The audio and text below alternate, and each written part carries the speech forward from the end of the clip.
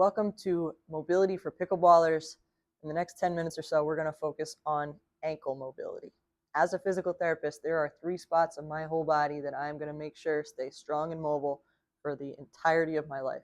The first place is my hips. They are the cornerstones of the mobility of almost every motion that we do.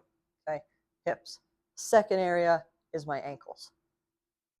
Of all the people that I've seen in my office, the ones that struggle the most have no mobility of their ankles. And then the second part of that is the strength in their ankles. Now listen, that's not all their fault. We live in a world that puts us in really supportive shoes when we're 2, 3, and 4 years old. And as a result, the muscles in our feet and our ankles don't develop the way that they're designed to. Okay, so we grow up in a society full of foot and ankle problems that we created with products. That's a whole separate issue. First step, okay, and the third spot is my thoracic spine, and that's going to be kind of part 3 of this series. But your thoracic spine is not your low back and it's not your neck. It's the vertebrae that are in between those areas. And that's kind of the other key part of our body that if we lose that, we're out of luck with a lot of other motions that we need. So, foot and ankle mobility 101. The first place we're going to start is over at a wall. And you're going to do a little bit of an assessment here. You're going to put your toes against the wall. You're going to see if you can touch your knee to the wall. Okay? Some people might struggle with that. And I want you to pay attention to the angle of your foot and your shin. Okay? When we stand straight up, that's about a 90-degree angle. When we start to put our knees over our toes, that angle decreases. When we put our foot out in front of us, that angle increases. Okay? So switch sides and see right away if you notice there's a difference between your right and your left. Okay? And after you've done a couple of those, you can back your foot up like an inch. A lot of people get ambitious. They back their foot up like 3 or 4 inches. Don't do that. Back it up an inch. See if you can still get your knee to the wall. And then back it up a little bit more. And see how far you can back that foot up while still keeping your heel down. That's important. And getting your knee to the wall. Okay. And then go ahead and switch sides. If you wanted to, you could take a measuring tape. You could put a mark on the floor for where you got to on one side, because this is going to be important to start to intervene on. Okay.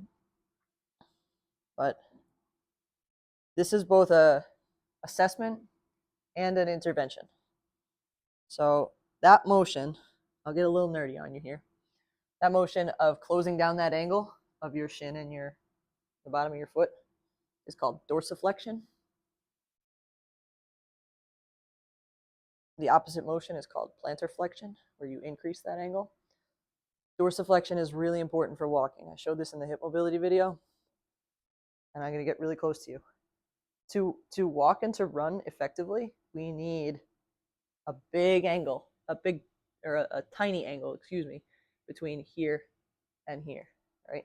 We're going to run up to the kitchen line. That's the motion that we need, okay? And a lot of people lack that, or their heel will come up because they don't have the mobility in their ankle and their calf muscle to get there, okay? So that's the first place to start intervening and to make a mental note of like, okay, how far can my toes go back with my knees still able to touch the wall? I like to do that one side at a time because a lot of people have asymmetries between their right and their left. But that's a really important motion because in pickleball, you watch good pickleballers, this is where they have to sit. We live here. We should live up at the kitchen line like this, right?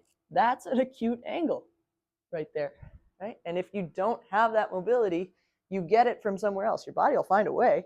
You get it from somewhere else. You get it from here.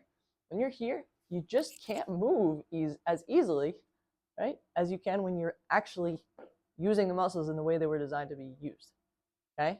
So that's why your ankle mobility is so important. Again, first place, hip mobility. Second place, ankle mobility. And I guess we could make the argument that we can interchange those. So that's my ankle mobility intervention to start doing. If you're not quite there yet, a couple of really, really simple things to start doing. Number one, pump the gas. Okay? When we do this kind of motion, we signal our brain, hey, we're moving stuff down there. Can we get materials to move better? Your brain says, yeah, one of those materials is synovial fluid. Synovial fluid is the lubricant, it's the WD-40, it's the oil for the Tin Man that exists between where two bones meet. That's what a joint is. Okay? Your ankle is a really complicated, really awesome, really complicated, lots of bones involved, lots of support that we need, okay, because we're bipedal, we walk on 2 feet. And our ankles are designed to carry us that way. And our ankles are designed to let us run and walk and lunge and balance and climb over stuff and develop a lot of power. They're really, really a cool joint. And I get all nerdy on this stuff because that's what I study and what I do every day.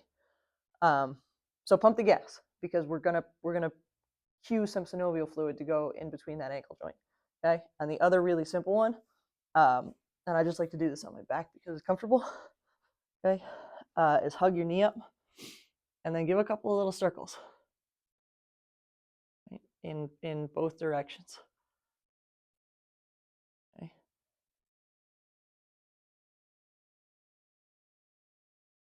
Now that should feel really good. And you should notice within a few weeks of doing this kind of stuff, your circles should get bigger and feel better. Right? You can go in the other direction. But I've said this, I'm going to continue to say this. This should feel like you're satisfying a craving. Right? As we do this stuff, your body should be telling you, like, oh, we needed this. Right? Just like you need like a good night's sleep or like a strong cup of coffee. That should be the feeling you get of like, oh, yeah, that felt good. We needed to do that. Right? So ankle mobility is key. I'd encourage you to test and retest your touching your knee to the wall exercise because that's going to tell you the progress that you're making. I appreciate you. Thank you for spending your time and your attention with me today. Keep moving and keep getting better every day.